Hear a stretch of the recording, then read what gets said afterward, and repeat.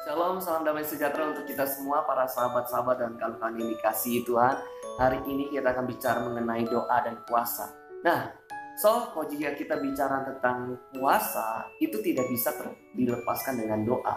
Karena kalau bicara tentang puasa, ya esensinya kita harus tahu kalau esensi dari puasa itu merendahkan diri kita di hadapan Tuhan, merendahkan hati kita di hadapan Tuhan, mencari wajah Tuhan, mengevaluasi diri kita. Itu adalah esensi dari puasa.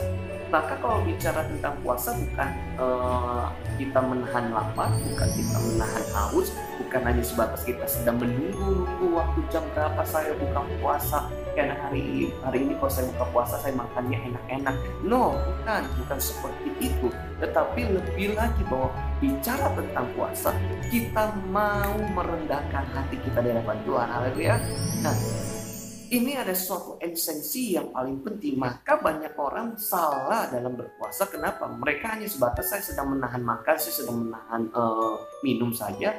Itu mah hanya sebatas kita pindahin waktu jam makan saja.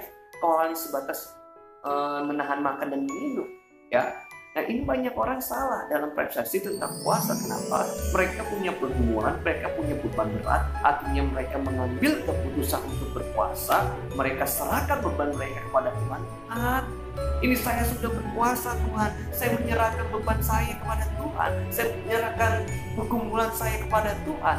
Ya, ini saya puasa loh, saya nggak makan dan minum. Ya. Mungkin Anda tidak makan, tidak minum, tetapi jika Anda hanya sebatas menaruh beban pergumulan Anda kepada Tuhan, tapi tidak mau merendahkan hati kepada Tuhan, tidak mau mengevaluasi diri kita, nggak mau mencari wajah Tuhan, dan ini menjadi satu esensi yang salah dalam berpuasa. Ya. Ingat tentang kisah Yunus ya, kalau kita buka dalam kitab Yunus ya pasal yang ketiga ayat 4 sampai ke 10, ketika Yunus ya dulu Yunus kan lari dari panggilannya, tetapi pada akhirnya Tuhan manggil dia, akhirnya dia pergi ke kota Niniwe, dan Nabi Yunus ngomong bahwa ya kota Niniwe akan dibungkam-balikan, ya, akan dibungkam-balikan. Maka keputusan dari orang-orang Niniwe atau orang sekota Niniwe, mereka mengambil keputusan untuk berpuasa. Ya, berarti kan mereka mengambil keputusan untuk berpuasa, bukan hanya sebatas menahan makan, bukan hanya sebatas menahan minum, tetapi mereka benar-benar mau merendahkan hati mereka, mau merendahkan diri mereka, mau mencari wajah Tuhan. Itu adalah esensi dari puasa. Lalu ya, maka hari ini saya buka dalam Yunus pasal yang ketiga ayat Yunus pasal yang ketiga. Saya lompat saja di ayat yang ke-10. Ya, dikatakan gini, ketika Allah melihat perbuatan mereka, perbuatan apa yang Tuhan lihat di kota Niniwe, mereka merendahkan hati, bukan hanya sebatas merendahkan hati, mereka mengevaluasi diri, maka tingkah laku mereka yang dulunya jahat menjadi berkenan di hadapan Tuhan. Maka di ayat 10 dikatakan, ketika Allah melihat perbuatan mereka itu, yakni bagaimana mereka berbalik dari tingkah lakunya yang jahat, maka menyesallah Allah karena malapetaka yang telah dirancangkannya terhadap mereka, dan ia pun tidak jadi melakukannya. Jadi keputusan orang-orang ini berpuasa, mereka tidak hanya sebatas Tuhan tolong saya, bukan hanya sebatas Tuhan tolong saya, tetapi memang mereka sedang mengevaluasi diri. Ya, mereka sedang memperbaiki diri. Pada akhirnya di ayat 10, Tuhan melihat perbuatan mereka sedang berpuasa, itu merendahkan hati, mengevaluasi, maka ada tingkah laku yang berbeda. So hari ini teman-teman, jika esensi puasa kita hanya sebatas menaruh beban kepada Tuhan, tapi kita tidak mau mengevaluasi diri kita, tetapi kita tidak mau ya mendekatkan diri kepada Tuhan, kita tidak mau hidup di dalam doa. So hari ini Anda hanya sebatas pindahin jam makan saya. Ya, mungkin dulu Anda jam makannya jam 7, sekarang nanti hanya pindahin jam makan aja. Oh, nanti saya buka puasa jam 1, jam 2 baru makan. Ya, so kenapa? Karena tidak didasari dengan kerendahan hati di hadapan Tuhan. Amin, haleluya, haleluya. Maka pada hari ini esensi dari doa itu merendahkan diri kita di hadapan Tuhan, mau mengevaluasi, mau berbalik dari tingkah laku kita yang jahat. Inilah inti dari puasa. Amin, amin. Ya, Nah, begitu juga ketika kita baca di dalam kitab Yesaya, ada orang-orang yang salah dalam berpuasa. Pada saat kita buka Yesaya pasal ke-58 ayat 1 sampai 12, wah, mereka menganggap, Tuhan, ya saya ini sudah berpuasa, saya sudah tidak makan dan minum, saya mengikuti semua untuk masuk dalam perkenanan-Mu, ya. Seakan-akan benar puasa mereka tidak makan, mereka tidak minum, tetapi bagaimana perkataan Tuhan di dalam kitab Yesaya 58 ayat 1 sampai 12. Teman-teman, kawan-kawan bisa membacanya. Tuhan justru ya berbicara sangat keras pada saat itu. Ya, mereka berpuasa, tetapi sikap mereka sangat menyakiti hati Tuhan. Ya, mereka berpuasa, namun gaya kehidupan mereka adalah tidak mau merendahkan diri, dia tidak mau mengikuti jalan Tuhan. Mereka berpuasa, tapi mereka tidak mau merendahkan diri. Maka saat berpuasa, justru Tuhan melihat kejahatan yang terjadi. Wah, bisa kayak gitu ya. Karena jika mereka salah persepsi tentang puasa, ya, maka pada hari ini jangan sampai kita salah persepsi tentang puasa. Bukan hanya sebatas menahan makan, bukan hanya sebatas menahan minum. Ya, kalau kayak gitu kita bisa terjadi kayak kitab Yesaya pasal 58 ayat 1 sampai 12. Tuhan melihat, "Oh iya benar kamu puasa ini.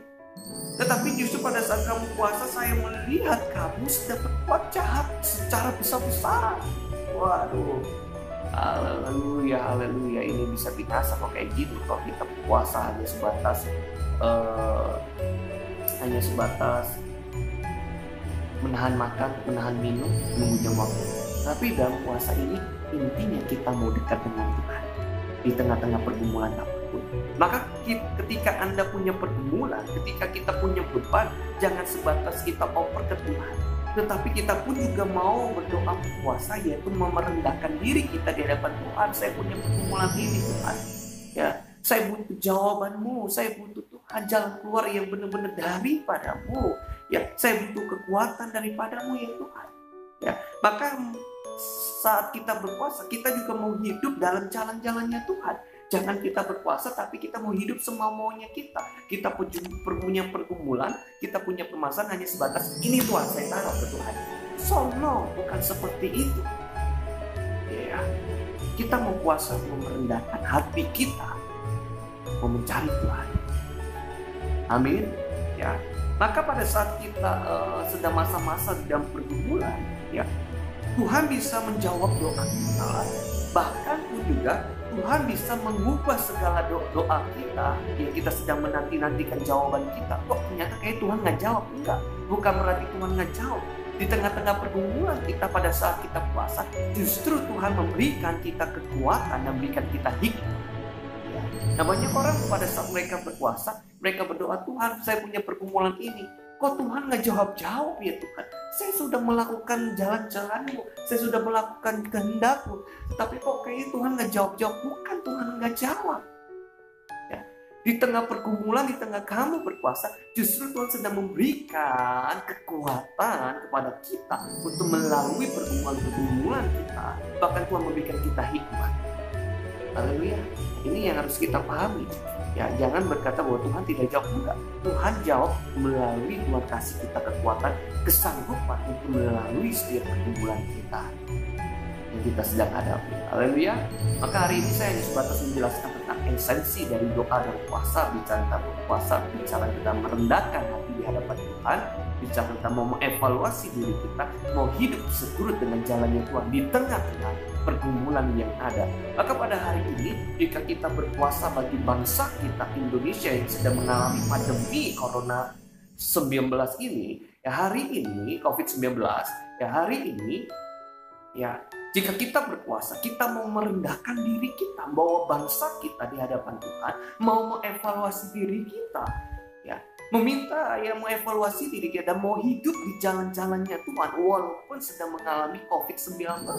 Kita berdoa kepada Tuhan, Tuhan memberikan kesanggupan, Tuhan bahkan memulihkan bangsa kita untuk terlepas dari COVID-19. Amin. Ya. Tetapi bagaimana jika Tuhan masih mengizinkan COVID-19 itu ada? Apakah kita berkata bahwa puasa kita tidak mempan? Apakah kita berkata bahwa kita puasa tidak dijawab? Bukan itu juga. Justru di dalam berpuasa ini kita merendahkan diri di hadapan Tuhan, meminta hikmat apa dalam hal ini, apa yang kita harus pelajari.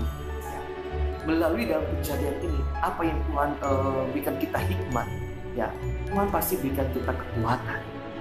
Ini, ya hari ini kita semua yang mau puasa, ya mau merendahkan diri di hadapan Tuhan, mau evaluasi diri kita, mau masuk dalam jalan-jalannya Tuhan, mau hidup seturut dengan kehendaknya Tuhan. Berdoa bagi bangsa Indonesia, berdoa untuk seluruh dunia bahwa badai ini pasti berlalu. Jangan hanya sebatas minta badai ini pasti berlalu, tetapi di balik hikmat ini, apa yang kita dapat di dalam kejadian peristiwa ini, apa yang Tuhan izinkan dalam kehidupan kita untuk mempraktekkan kebenaran firman Tuhan. Dalam situasi apapun kita harus mempraktekkan kebenaran firman Tuhan. Maka jika kita bicara tentang COVID-19, kalau Tuhan izinkan terjadi, maka ada satu praktek firman Tuhan yang harus kita lakukan. Hari ini berpuasalah, berdoalah kepada Tuhan. Biar bangsa ini dipulihkan. Tuhan pakai para pemimpin bangsa ini diberi hikmat marifat daripada Tuhan.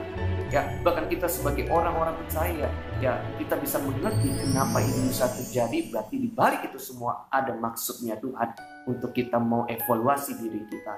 Haleluya. Sama hari ini selamat berpuasa bagi kita semua, bagi teman-teman sahabat-sahabat yang mau berpuasa untuk bangsa Indonesia, untuk keadaan saat ini. Tuhan Yesus memberkati kita semua yang harus ingat bahwa esensi dari puasa itu merendahkan diri di hadapan Tuhan, bukan sebatas menahan makan dan minum, apalagi menunggu jam waktu buka puasa. Aduh.